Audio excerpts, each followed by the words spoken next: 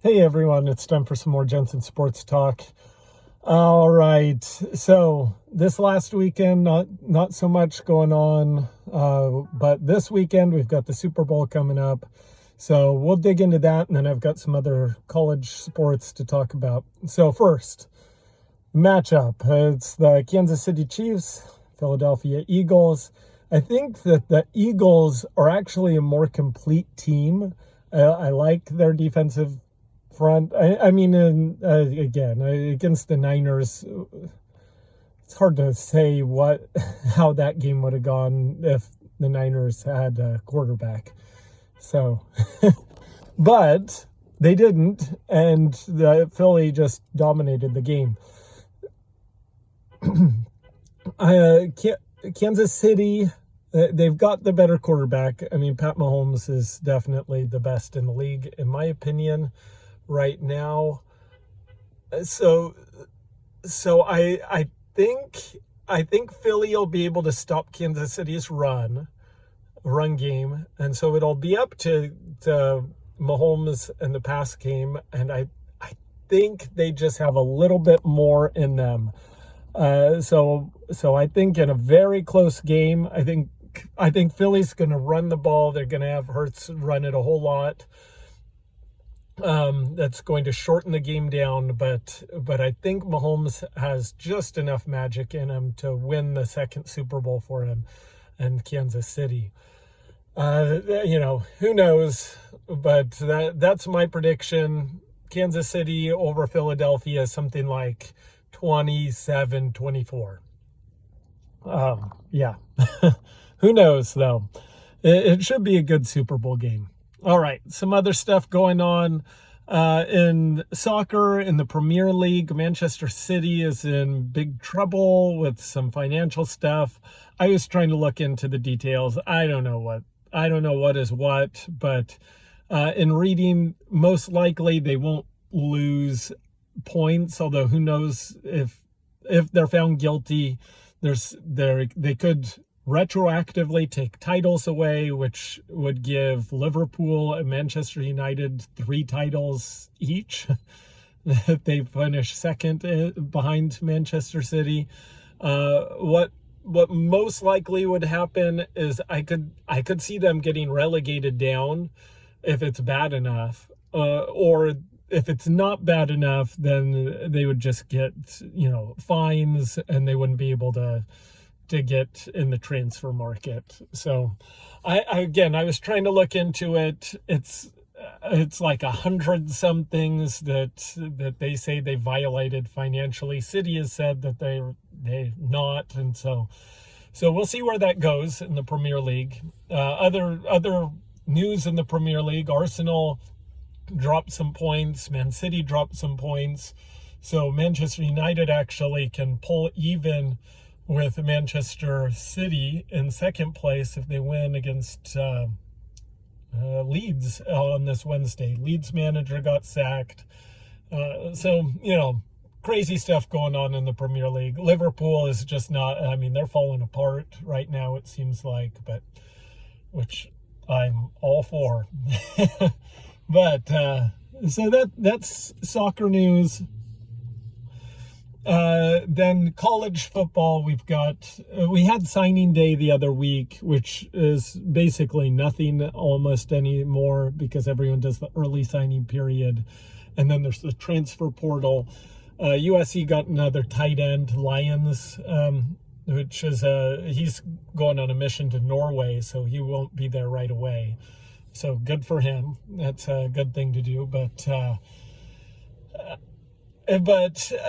my thoughts on signing day and classes in general, with the transfer portal being as it is, and with NIL so big right now, and people are accusing, this team is just buying recruits, whatever. I don't care, how they get there, really. I mean, if you're completely cheating, then you shouldn't, But signing day doesn't seem as big anymore. One, not everyone signs on the same day. But two,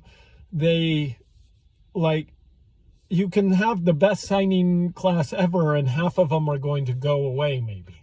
So I do think unlike past signing day periods where it was you get all of the best recruits you can, you've got to be more picky and try and get more fit while still trying to build up your roster so you have guys to practice and build up in your culture.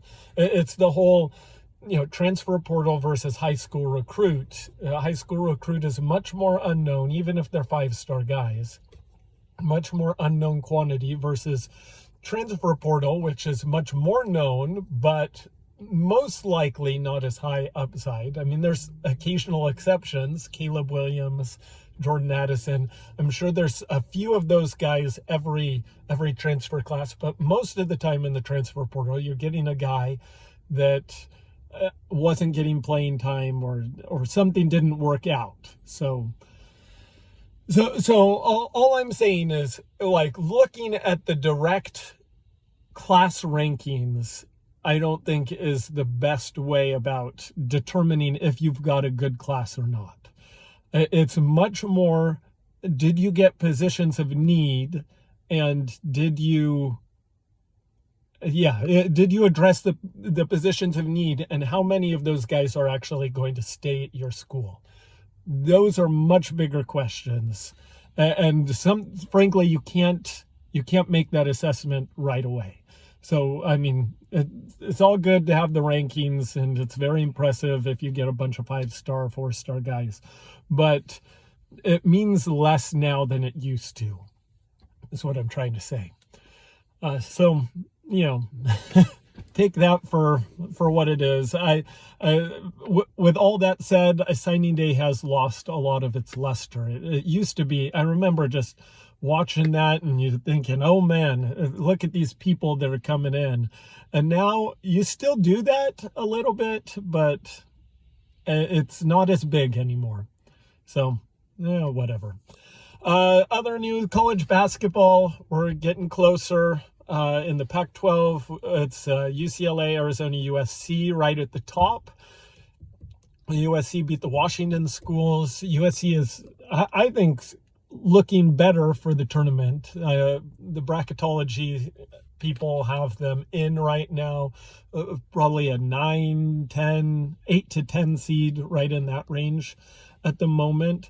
They have the Arizona schools again, and so they just need to keep on racking up wins.